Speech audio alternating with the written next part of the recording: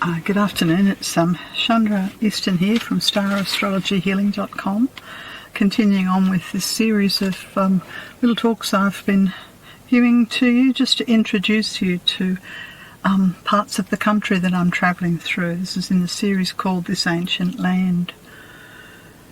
Today I'll be talking to you about a journey into the sacred canyon known as Watarrka, and this is in central Australia. Also known as King's Canyon. I think it's about 450 kilometres from Alice Springs, and a bit less than that from Uluru.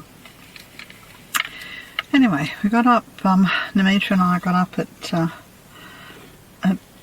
dawn, pre-dawn, to go out to climb up to this beautiful region up the escarpment, and then to walk the rim of the canyon.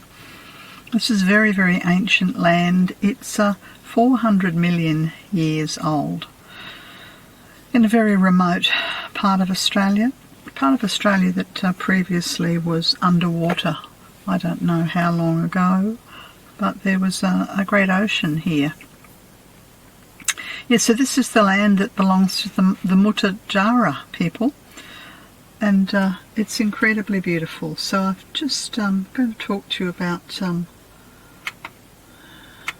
what we saw, what we experienced, and hopefully this will stir your heart and you'll find yourself drawn to come to the heartland of Australia.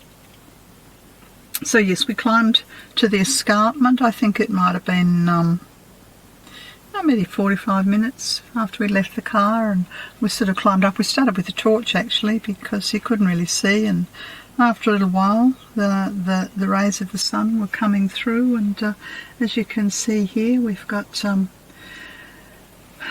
the sun's rays just hitting a part of the canyon.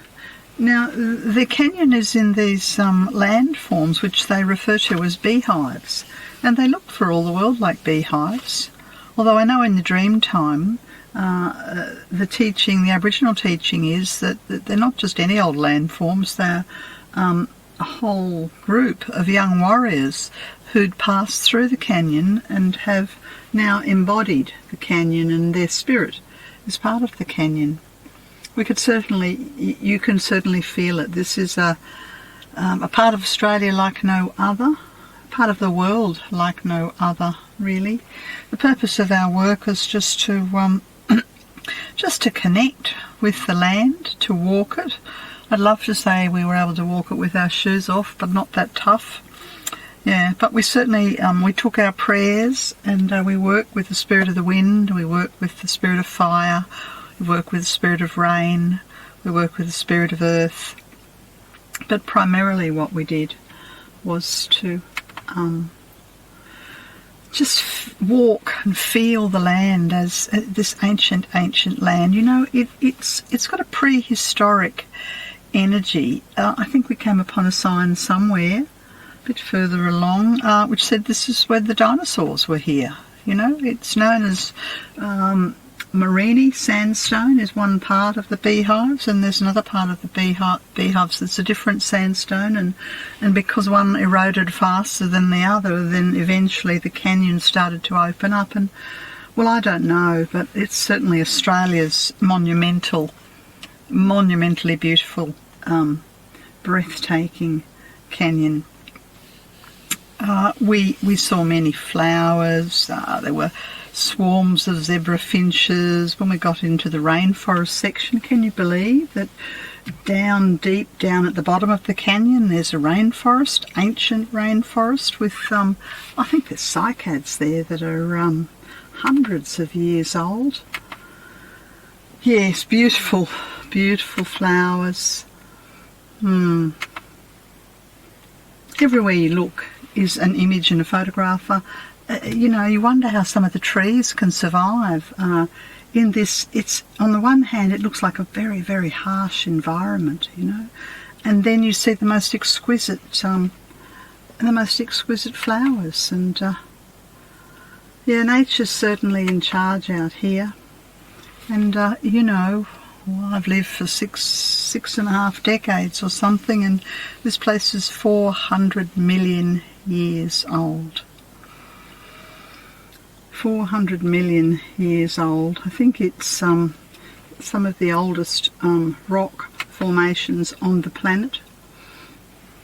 And all credit to the national parks and no doubt the local First Nations people who've developed the park so that you can walk through it. They've built bridges and they've made stepping stones, and you know, they still consider it I think consider it a grade 4 walk. You know, it's not for the faint-hearted.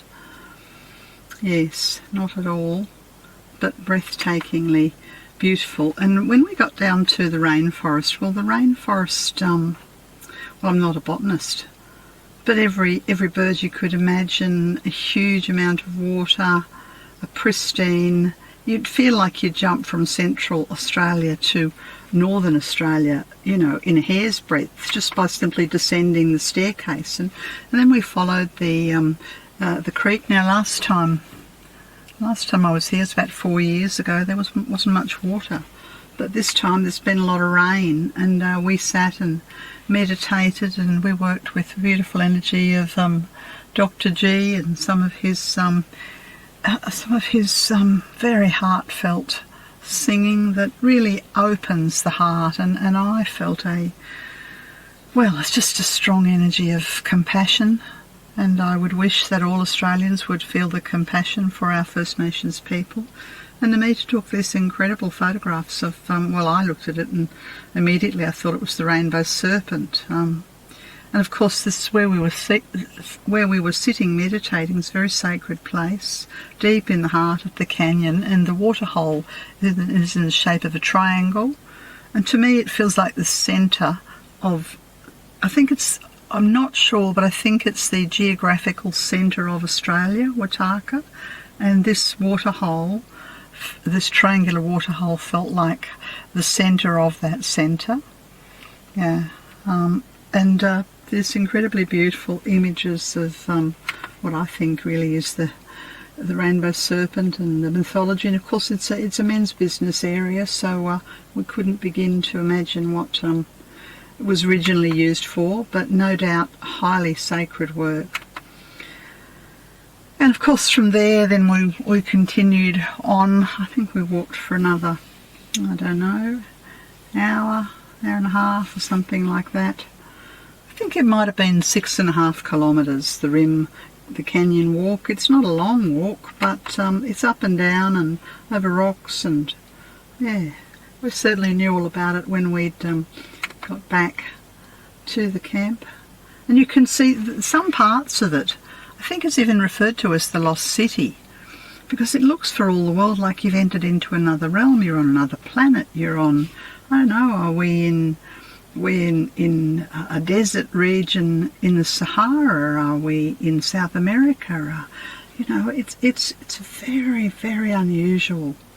You really would not be surprised if you looked over your shoulder and saw a dinosaur lumbering towards you. It wouldn't surprise us at all. Anyway, that's my little introduction to this incredibly healing, restful, peaceful place where, and I think there are, according to the Indigenous traditions, there are many places where the rainbow serpent emerges out of the earth and then follows the song lines and then goes back down again. I don't have any doubt at all that this pool at the heart of the rainforest, they call the rainforest the Garden of Eden. That's the anglicised name for it. I don't know what the original name is, but I hope you get a sense of the beauty and the peace and the inspiring awe of Central Australia. Okay, that's all I've got to say for now. Speak next time. Bye.